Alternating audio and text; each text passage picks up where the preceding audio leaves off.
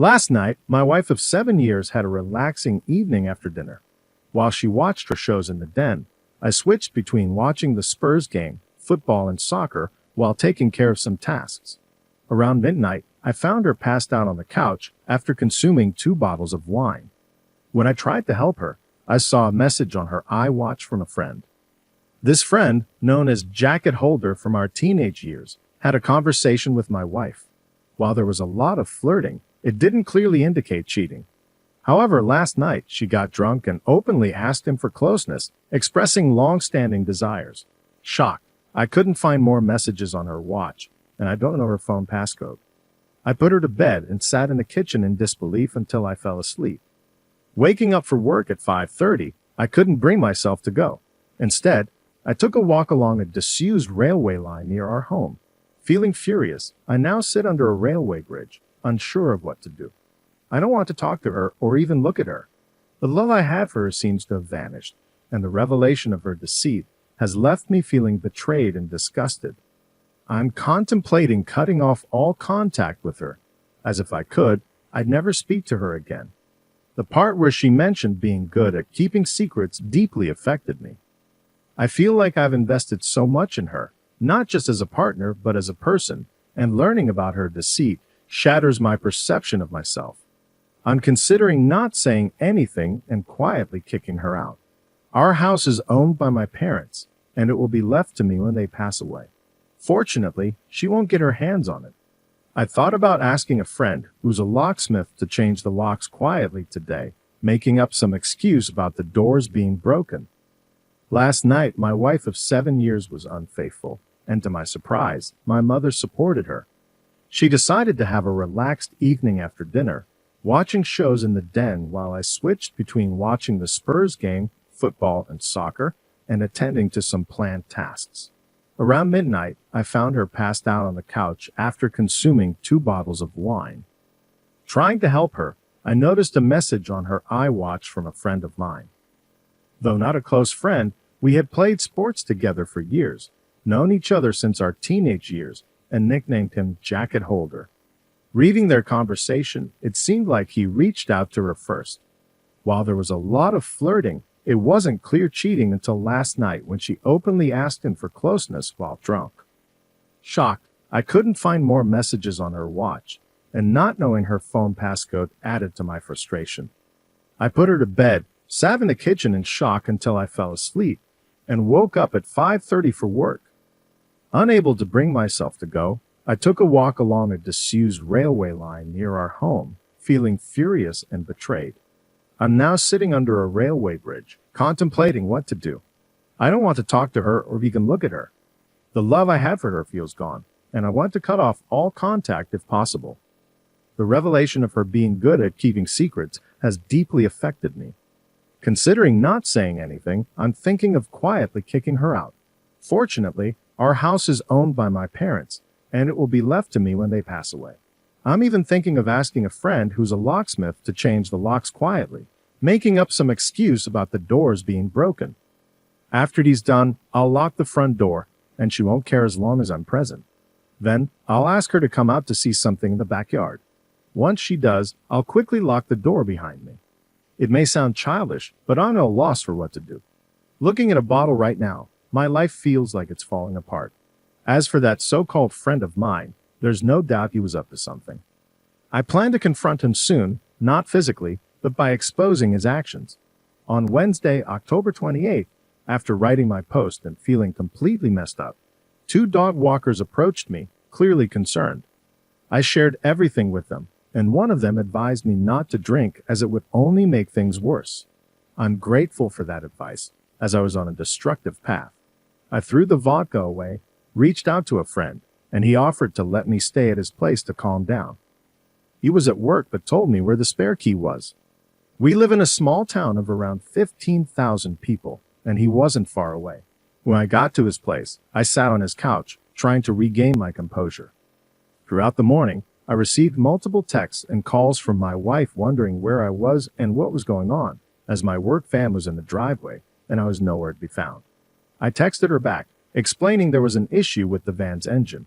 which she seemed to accept with a simple okay. When my friend returned from work around 5 o'clock, I told him everything and asked for his advice. I also told him not to share anything about jacket holder as I didn't want my wife to find out. I'll deal with him later by exposing his actions, not through physical violence. Regarding people saying he did nothing wrong, he initiated contact with my wife, and the messages were very flirtatious. I don't understand why he messaged her in the first place. They hardly knew each other, and it was flirtatious right from the start.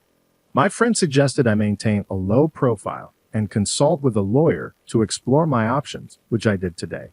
He dropped me off at home around 6 o'clock a.m., utterly exhausted. When I arrived home, I was extremely tired, and my wife seemed suspicious, bombarding me with questions about work. I asked her why she was so concerned, and she mentioned noticing my flask and lunch bag left in the front passenger seat. Sensing that something was amiss, I was about to lie, but I was too fatigued to put on a facade. So I admitted that something was indeed wrong. I explained that while putting her to bed last night, I saw a message on her iWatch, read it, and discovered she was unfaithful. She went from a person with a sense of power to a scared individual within seconds. I confronted her about begging that person for closeness, mentioning her claim of being good at keeping secrets, and I read all their messages. She began crying, and I walked away, heading upstairs for a shower. When I came back out, she was sitting on the top stairs still crying, immediately making excuses. She said she was drunk, vulnerable, and had never done anything like that before. She also claimed that he initiated the conversation and that it didn't mean anything. She insisted she wasn't going to follow through with it, echoing what others had said. However, she didn't try to blame me, perhaps because she knew I would kick her out if she did. I informed her that I wanted a divorce and asked her to leave the house within a month. Since then, I've told her to move to the spare room, and I've mostly ignored her, responding with scowls and shaking my head when she starts talking nonsense. I have no desire to hear what she has to say. She spent the night in the spare room, and I haven't spoken or texted with her today. If I'm lucky, she might be gone when I return from work, but I doubt my luck is that good. Regarding getting her out, I discussed the situation with my parents. My mother insisted I shouldn't throw her out onto the streets, as she and my wife are close. We've been together for almost 11 years. My mother argued that it was just words, and that we should work it out like adults, emphasizing that my wife hadn't actually done anything. She took my wife's side over mine, which surprised me. I'm concerned that my mother's opposition might complicate matters. It's my house when my parents passed, and since I did nothing wrong, I'm not leaving. This could potentially turn into a difficult situation. I've scheduled an appointment with a divorce lawyer for next week to discuss my options. Until then, I plan to continue ignoring my soon-to-be ex-wife. I doubt she'll admit anything further, and now I'll never know if she was an excellent liar or just talking to gain his support for an affair. I apologize for the delay in the update. I had the chance to write it now as I'm finishing work. Back to the grind, I suppose. Monday, November 16th. It has been 20 days since I discovered my wife's attempt to cheat on you with my friend, and the situation has become unbearable. I gave her a month to leave, and she has been sleeping in the spare room. However, it's evident that she has no intention of leaving, especially after influencing my mother. She doesn't have a place to go, but that's not my concern. I've consulted with my divorce lawyer multiple times and am in the process of preparing a divorce petition and serving her with divorce papers. I've also opened a separate bank account and taken half of the balance from our joint account. The atmosphere in the house has become tense. The living room has become a sort of neutral zone, as both of us spend most of our time in our respective rooms. I've intentionally been working late to minimize interaction with her. I've been completely ignoring her, but I started implementing the 180-in method, which advises being civil albeit somewhat distant. It has helped me avoid feeling like a monster who refuses to acknowledge her existence. It was the wrong approach, and I ended up feeling like the one who had wronged her, which was not the case. The only time I broke from the 180-in was when I walked into the bathroom last week, and she was sitting on the floor crying. I helped her up and gave her a comforting hug, although it was more of a there gesture than a loving embrace. The sad part is that I'm so suspicious of her now that I wouldn't put it past her to stage a performance. This toxic environment is affecting my thinking, and she keeps insisting she'll do anything to save the marriage and prove it was just a foolish mistake. I mentioned a lie detector test, although I don't intend to actually have one. I simply wanted to gauge her reaction. She initially agreed to it, but later came to me with her tablet, discussing the inaccuracies and the potential for false readings due to anxiety and nervousness. Given her anxiety disorder, I couldn't help but laugh. It wasn't a normal chuckle. It turned into a childish giggle. It seems she's willing to do anything to save the marriage except taking a lie detector test, which is intriguing. However, it doesn't matter anymore, as I mentioned in my previous post. All the love I had for her vanished when I read those hurtful things. I no longer see her as my true love or someone I can trust with my life. I see her as trash that needs to be removed before it stinks up the place. After I exposed Jacket Holder to our friend group a few weeks ago, he has been a topic of conversation. It's safe to say he's lost all his friends among us and has been completely isolated. I attempted to contact him a few times, but he refused to answer and eventually blocked my number. I have no sympathy for that little rat. I hope it was worth it. I've had numerous conversations with my mother about this situation, and during a heated argument, I asked her why she was taking my wife's side. I wanted to know if there was something she wasn't telling me. Was she expecting us to live as roommates, pretending nothing happened? It seemed absurd to me. My mother explained that she has always seen my wife as the daughter she never had but always wanted. My mother had an unborn daughter before I was born, which has haunted her. She attached herself to my wife since we got together, and they share a close bond. Since my wife doesn't have family or many friends with busy lives, my mother finds it unacceptable to throw her out, especially during a pandemic. My mother tried to reach a compromise, suggesting we revisit the situation in 3 or 4 months and encouraging us to try couples counseling before giving up. I'm unwilling to do that, as the thought of spending Christmas under the same roof as my wife makes me feel sick. She always wants to do it right, and it would be a complete disaster. My father, on the other hand, is a quiet and reserved man. My mother's opinion has always held more weight in our household. Some people have criticized me, calling me selfish and spoiled because the house isn't mine and I have no right to make demands. However, it has now come down to a choice between my wife and me for my parents. If it comes to that, I'm prepared to walk out the door and never return. I need to be able to look at myself in the mirror with self-respect, and someone needs to keep their word in this situation. If I do leave, a friend has offered me a place to stay for a few weeks until I get back on my feet. But if I do walk out that door, I'll cut ties with my parents. They may see it as me giving up on them without trying to fix things, but I see it as them choosing someone who broke my heart over me.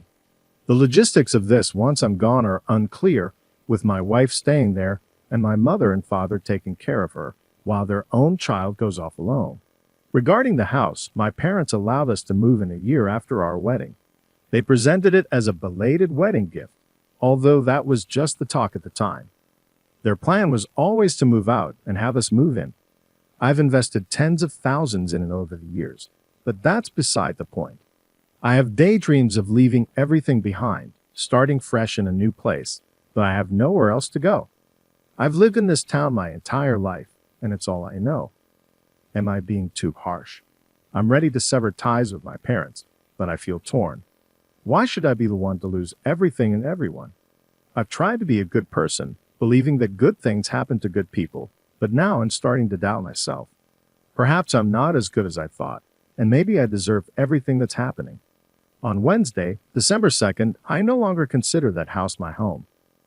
I saw on the calendar that my wife had a hospital appointment with her eye doctor, so I used that time as an opportunity to gather my belongings and move out, which I did. After arranging my things, I left the house keys on the kitchen table along with the divorce papers I received from the lawyer last week and departed. I've blocked both my wife and mother's numbers, and any future communication with my wife will be through my lawyer. As for my current living situation, I'm staying with a friend for a week or two, and hopefully, I'll secure my own rental place before Christmas. It's been a few weeks since I last spoke to my parents. Our last conversation was through text messages where I tried to explain in detail the hurtful things my wife said to jacket holder and why it deeply affected me. I expressed my doubts that it was her first time doing such things, particularly with the "I'm good at keeping secrets" comment. My mother said she couldn't talk to me in my current state and needed me to cool off. She tried calling me a few days ago, but I ignored her call and blocked her number. I feel profoundly let down by my parents, and it feels almost worse than the initial betrayal by my wife. At this point, I doubt if I'll ever speak to them again. During times of difficulty, you expect your family to be a source of strength.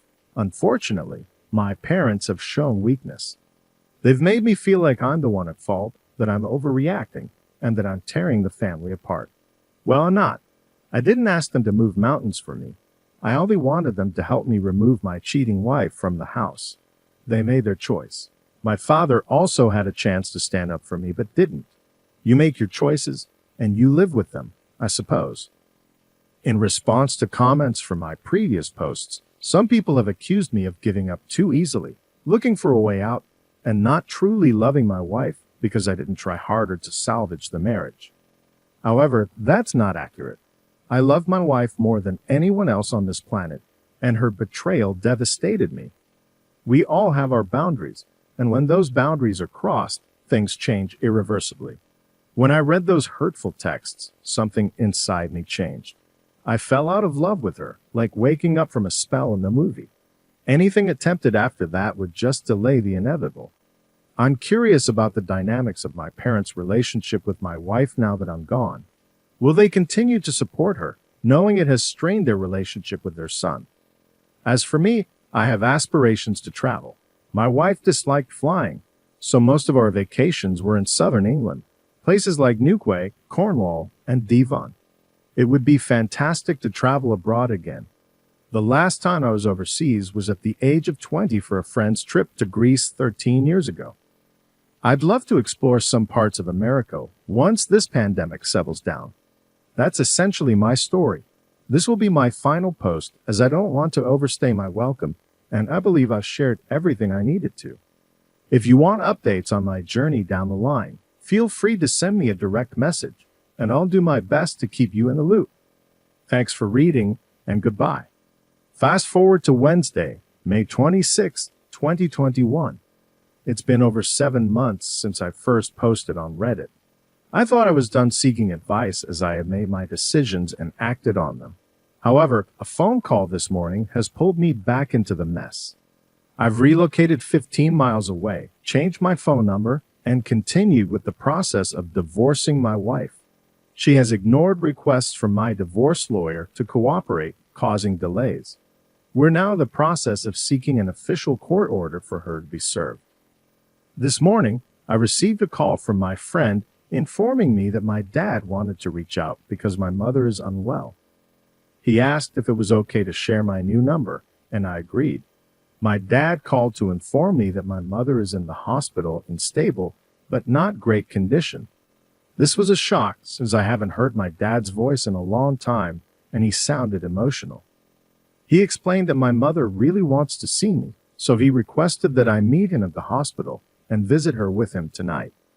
I agreed, and we arranged to meet outside the hospital. I decided to leave work early as I couldn't concentrate, and I'm now anxious, questioning if I've made the right choice. I fear I might get drawn back into the chaos I walked away from. I've never felt this nervous before, and the lack of control I have over the situation is causing my mind to wander in various directions. It feels like I'm entering a burning building blindfolded, not knowing where the exits are. Why does she want to talk to me now? Has she had a change of heart? Unless she's also had a personality transplant while in there, I find that unlikely. Will my wife be there? I have no interest in ever seeing her again. I'm still angry about what transpired with them and the way they took my cheating wife's side over mine. I've been going back and forth in my head about going at all, but I will go.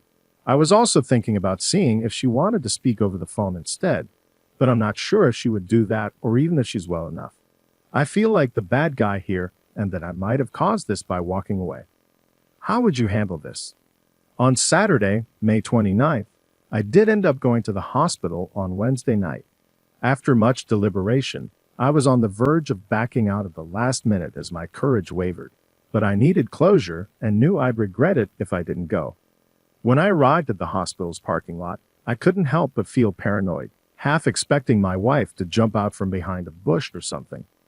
I met my dad at the entrance, and it was quite awkward as he tried to hug me, but I declined.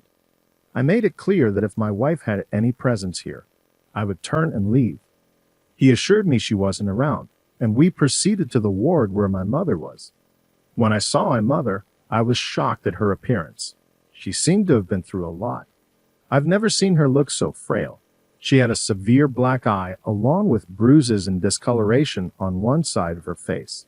She had a bad fall, breaking 2 ribs, shattering her elbow, and hitting one side of her head on the ground. So, elbow, ribs, then her head in that order. As she saw me, her expression changed from being zombified to more animated. She told me how much she missed me and wasn't sure if she'd ever see me again. I reminded her that if she truly wanted to reach me, she could have.